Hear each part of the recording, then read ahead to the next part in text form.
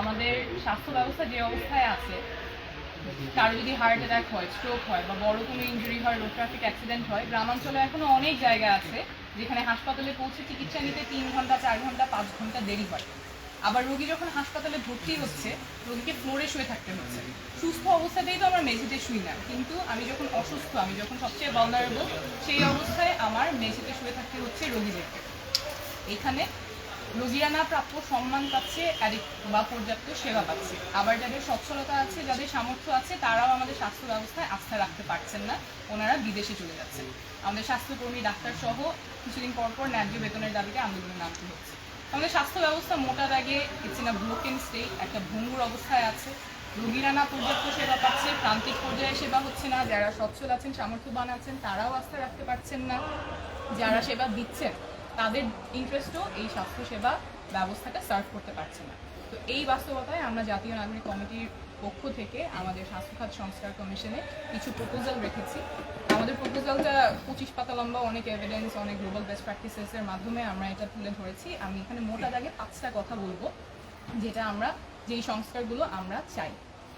প্রথমত, যদি কারো এমার্জেন্সি হয়, যদি কারো টাইম ক্রিটিক্যাল কোনো অবস্থা হয়, যেমন হার্ট অ্যাটাক হলো, স্ট্রোক হলো, তখন দ্রুততম সময়ে কিভাবে সেবাটা নিশ্চিত করা যায়, সেই ব্যাপারে ইনফ্রাস্ট্রাকচার কেমন হবে, সেই ব্যাপারে মেকানিজমটা কেমন হবে, সেটা নিয়ে আমরা প্রপোজাল দিয়েছি। আমাদের দেশে দেখা যায় যে রোগীরা যখন এক ডাক্তারের কাছ থেকে আরেক ডাক্তারের কাছে যাচ্ছেন, তার একটা কাগজ নিয়ে যেতে হয়। তো সেই কাগজটা আবার কয়েক মাস পরে হারিয়ে যাচ্ছে, থাকতেছে না। তো আবার ওই আগে যে টেস্টটা করা হয়েছিল সেটা আবার টেস্টটা করতে হচ্ছে, ডাক্তার জানতেছে না যে আগে কি ওষুধ খাচ্ছে। তো এইভাবে কেয়ারটা ফ্র্যাগমেন্টেড হয়ে যাওয়ার ফলে কোয়ালিটিটা ড্রপ করে। তো আমরা প্রপোজ করছি একটা ন্যাশনাল ইলেকট্রনিক হেলথ রেকর্ড, প্রত্যেকটা রোগীর জন্য, প্রত্যেকটা মানুষের জন্য হেলথ রেকর্ড থাকবে, যেখানে তার পুরো চিকিৎসার রেকর্ডটা এক জায়গায় থাকবে এবং সব ধরনের প্রোভাইডারের কাছে সেটার অ্যাক্সেস থাকবে। রোগীর সেবার মান নিশ্চিত হবে এবং যে প্রদান করছে তার জন্য সেবা প্রদানটা সহজ হবে।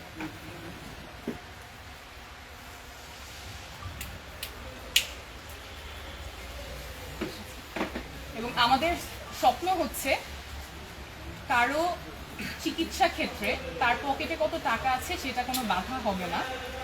তার রোগ অনুযায়ী, তার ক্যান্সার হলো না কি কন্ডিশন হলো, সেই অনুযায়ী সে চিকিৎসা পাবে। তার পকেটে টাকা আছে কিনা, সে কি রিক্সা চালায়, সে কি কৃষক নাকি সে মন্ত্রী, সেই অনুযায়ী তার চিকিৎসা হবে না। চিকিৎসা হবে তার রোগের উপরে, তার প্রয়োজনীয়তার উপরে। এইটাই আমরা স্বপ্ন দেখি।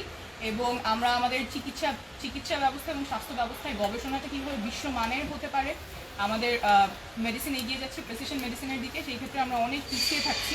সেই ক্ষেত্রে আমাদের কিভাবে ইনফ্রাস্ট্রাকচারটা তৈরি হবে, বায়োব্যাংক করা, সেই ব্যাপারে আমরা প্রপোজাল দিয়েছি। ফরওয়ার্ড লুকিং কিভাবে আমাদের স্বাস্থ্য ব্যবস্থা হতে পারে, সেই জায়গায় কিছু প্রপোজাল আছে। আবার আমাদের প্রান্তিক মানুষের জন্য উন্নত সেবা, বিশ্বমানের সেবা কিভাবে নিশ্চিত করতে পারি, যেটা তার পকেটে কত টাকা আছে সেটার উপর নির্ভর করবে না, সেই ব্যাপারে আমরা প্রস্তাবনা রেখেছি। এখন এগুলো শুনলে অনেকে বলতে পারেন যে এটা খুবই উচ্চাকাঙ্ক্ষার বিষয়, এখন এটা সম্ভব না, আমাদের বাস্তবতা এটা সম্ভব না। কিন্তু আমরা মনে করি স্বাস্থ্য তো আমাদের অধিকার, এবং সুস্বাস্থ্য যদি না থাকে আমরা কিভাবে আগাবো। তো স্বাস্থ্য ব্যবস্থার উন্নতি এবং এই যে প্রপোজালগুলো আমরা দিয়েছি, এটা স্বল্পমেয়াদ এবং দীর্ঘমেয়াদে আমাদের বাস্তবায়ন করতেই হবে। আজকে আমরা শুরু করছি, কিন্তু এটা বাস্তবায়ন হওয়া না পর্যন্ত আমরা এই সংগ্রামে থাকবো।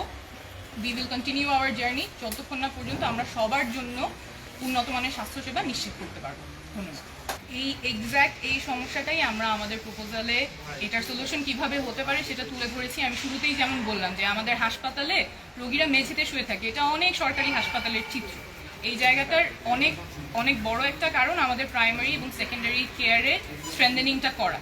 সেইটা আমাদের প্রপোজালে খুব ডিটেইলভাবে আমরা দিয়েছি, যাতে আমাদের প্রাইমারি কেয়ার খুব শক্তিশালী হয়, যাতে ওরা আমাদের যেই কন্ডিশনগুলো, সিম্পল কেসেসগুলো যদি ডিল করে ফেলতে পারে, তখন আমার ঢাকা মেডিকেল পর্যন্ত, আমার হৃদরোগ পর্যন্ত অনেক চাপ কমে যাবে।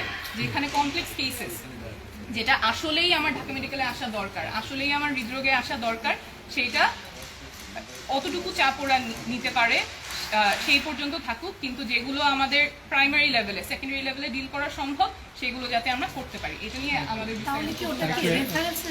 একজনের যখন হার্ট অ্যাটাক হচ্ছে, ও কোথায় যাবে, কোন হাসপাতালে যাবে, কোন হাসপাতালে গেলে চিকিৎসাটা হবে, সেটা জানাটা ডিফিকাল্ট। অ্যাম্বুলেন্স কোথায় পাবে, অ্যাম্বুলেন্স নিয়ে কতক্ষণে যেতে পারবে, সেটা জানা ডিফিকাল্ট। সো আমরা দুইভাবে এটা চিন্তা করছি, একটা হচ্ছে একটা সেন্ট্রালাইজড সেন্টার থাকবে যেখান থেকে এই পুরো জিনিসটা কোঅর্ডিনেট করা হবে, যে আমার সাতক্ষীরায় যখন কারো হার্ট অ্যাটাক হচ্ছে ওইখানে হার্ট অ্যাটাকের যখন সিমটমস আসতেছে অ্যাম্বুলেন্সটা ডিসপ্যাচ হয়ে যাবে, ট্রেইন প্যারামেডিক্স থাকবে। আমাদের এখন প্যারামেডিক্স বলতে আমরা অ্যাম্বুলেন্স বলতে বোঝাই যে শুধুমাত্র ট্রান্সপোর্ট করছে, কিন্তু ওরও ওখানে কিছু লাইফ সেভিং ইন্টারভেনশন দেওয়ার সুযোগ থাকে। তো সেই ক্ষেত্রে আমাদের ট্রেইন প্যারামেডিক্স থেকে দ্রুততম সময় নিয়ারেস্ট যে সেন্টার আছে কার্ডিয়াক এমার্জেন্সি সেন্টার সেখানে নিয়ে যাবে, এবং নিয়ারেস্ট কার্ডিয়াক এমার্জেন্সি সেন্টারের ক্ষেত্রে আমরা বলছি যে আমাদের এই জায়গাটা ডিসেন্ট্রালাইজ করতে হবে, শুধুমাত্র ঢাকা কেন্দ্রিক যাতে না হয়, আমাদের রিজিওনাল সেন্টারগুলো যাতে অ্যাক্টিভেটেড হয় এবং থাকে। সেখানে আমাদের অনেকগুলো নতুন সেন্টার তৈরি করার বিষয় আছে, যাতে আমাদের এই লাইফ সেভিং ট্রিটমেন্টগুলো সবাই পায়। সেই জন্য রিজিওনাল হাব থাকবে, কিন্তু একটা জায়গা থেকে এটা পুরাটা কোঅর্ডিনেট করা হবে। যার হার্ট অ্যাটাক হয়েছে আর যার একটু কেটে গেছে সেই জায়গায় যাতে একটু ট্রিয়াজ সিস্টেম থাকে, যার যত দ্রুত প্রয়োজন সাহায্য প্রয়োজন সেই দ্রুত সাহায্যটা পাঠানোর একটা সেন্ট্রাল মেকানিজম থাকতে হবে, সেটা আমাদের প্রপোজাল আছে। আর 2 নম্বর যেটা তাছাড়া বলছিলেন যে আমাদের প্রাইমারি হেলথ কেয়ার ফ্যাসিলিটি স্ট্রেনথেন করা, ওখানে যাতে সুবিধাগুলো এবং ইনফ্রাস্ট্রাকচার থাকে, যে সিম্পল কেসেস কমন কেসেস আমরা যাতে অ্যাডিকুয়েটলি ডিল করতে পারি, ওটা যাতে আবার টার্সিয়ারিতে আমাদের বার্ডেন না হয়। এবং শুধুমাত্র আরেকটা জিনিস যেটা আসে নাই 5টার কথা, 5 নাম্বারটা হচ্ছে আমাদের যে স্বাস্থ্যসেবায় যারা কাজ করছেন ডাক্তার সহ নার্স সহ যারা আছেন সবারই ন্যায্য বেতন কাঠামো যাতে থাকে এবং তাদের যা প্রাপ্য তাদের ইয়ার্স অফ এক্সপিরিয়েন্স অনুযায়ী স্কিল লেভেল অনুযায়ী সেটাও যাতে নিশ্চিত করা যায়। কারণ স্বাস্থ্যসেবা যারা দিবে তাদের জন্য যদি আমি অধিকার নিশ্চিত না করি তাহলে আমাদের স্বাস্থ্যসেবা